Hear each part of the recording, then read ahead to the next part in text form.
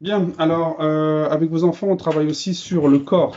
On fait les bonhommes du mois. C'est vrai que quand je fais les dessins du bonhomme du mois, je verbalise beaucoup avant avec les enfants ce qu'a un bonhomme sur son visage, sur son cou, etc. Je vous cache pas que ça va être compliqué de faire la même chose avec vous à la maison.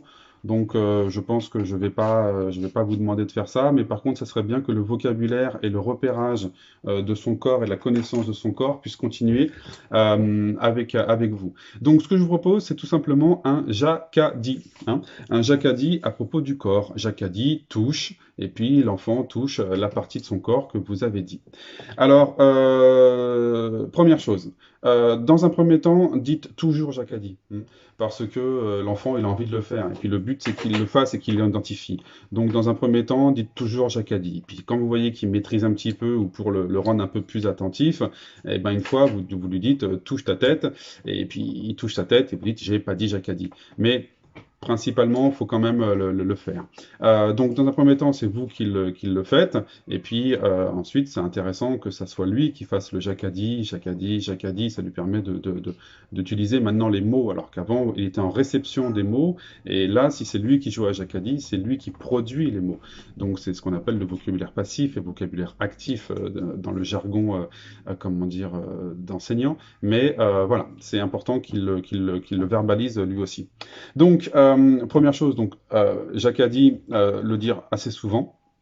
Oui, travailler par thème. Alors, on a travaillé trois thèmes principaux sur le corps. On a beaucoup travaillé sur le visage. Je reviendrai sur les mots qu'on a travaillé sur le visage. On a travaillé le corps dans son ensemble. Et puis, on a travaillé aussi les articulations. Je vais vous donner les informations. Bien, alors voilà, les trois thèmes à travailler pour le jacadi, ça va être le visage, le corps dans son ensemble et les articulations. Hein, donc là, je vais donner des indications, petite section, moyenne section, en sachant que c'est pour eux. Hein, c'est-à-dire que si vous voyez qu'il y a des choses qui n'arrivent pas, et ben restez sur ce qu'il connaît. Et puis s'il connaît bien quelque chose et que il a envie d'aller plus loin, ben, n'hésitez pas à le pousser vers ça. Hein, voilà, hein. Le but ici, c'est de passer du temps ensemble, de soutenir le langage, de développer le langage, l'attention et le vocabulaire. D'accord. Donc, pour le visage, pour les petites sections, on a travaillé les cils, on a travaillé les sourcils, on a travaillé les narines, et on disait, il nous montre la bouche.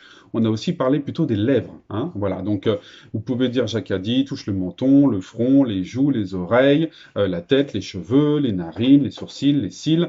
Voilà, tout ça, c'est du vocabulaire qui a déjà été travaillé. Pour les moyennes sections, vous pouvez rajouter lèvres supérieures et lèvres inférieures. Hein. C'est des petits mots un peu difficiles, mais bon, j'ai vu que ça adhérait, donc on en a parlé.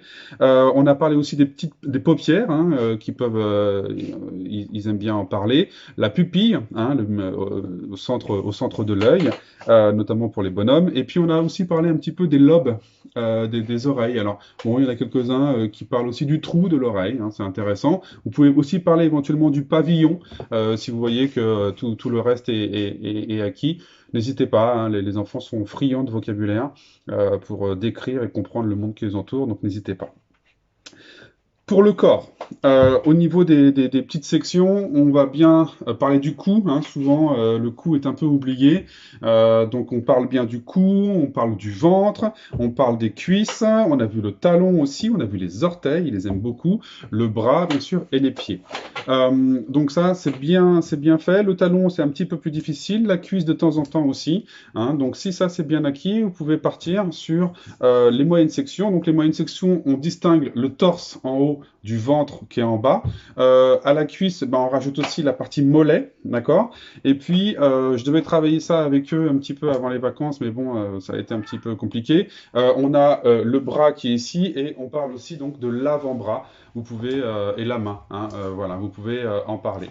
Ensuite, au niveau des articulations, pour les petites sections, on a bien parlé de l'épaule, on a parlé aussi du coude, on a parlé des genoux et on a parlé des chevilles.